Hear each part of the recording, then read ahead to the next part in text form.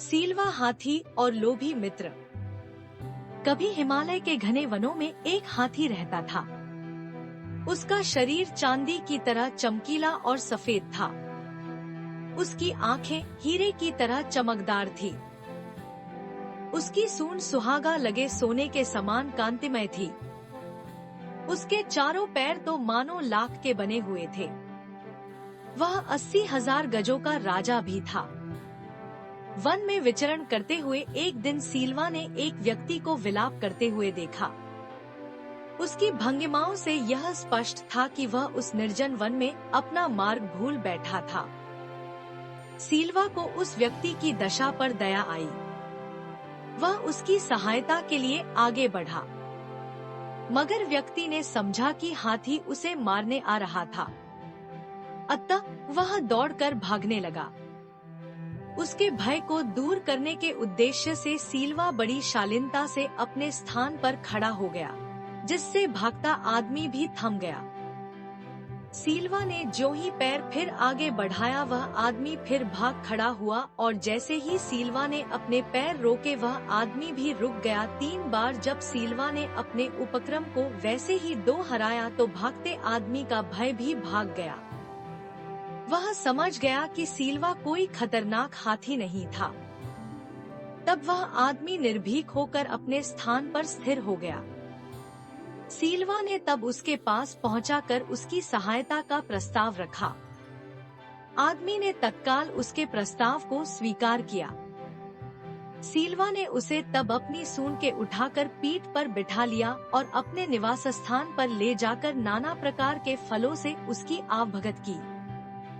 अंततः जब उस आदमी की भूख प्यास का निवारण हो गया तो सीलवा ने उसे पुनः अपनी पीठ पर बिठाकर उस निर्जन वन के बाहर उसकी बस्ती के करीब लाकर छोड़ दिया। वह आदमी लोभी और कृतघ्न था।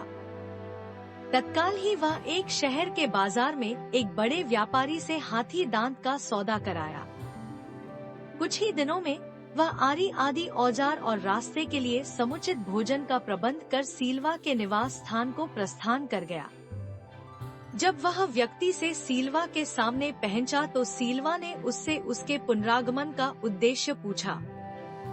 उस व्यक्ति ने तब अपनी निर्धनता दूर करने के लिए उसके दांतों की याचना की। उन दिनों सीलवा दानपारमी होने की साधना कर रहा था।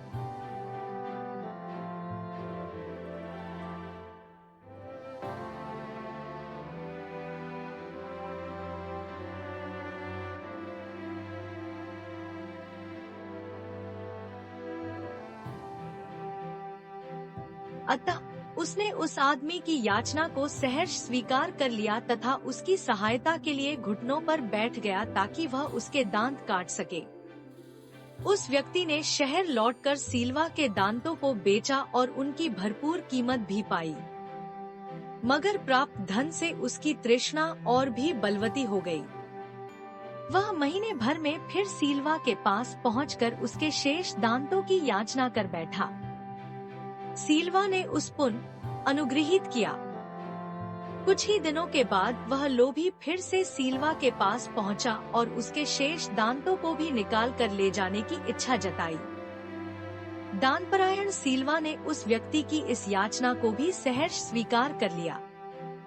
फिर क्या था, क्षण भर में वह आदमी सीलवा के मसूड़ों को काटछेद कर उसके सारे दांतस्मूल निकालकर और अपने गंतव्य को तत्काल प्रस्थान कर गया।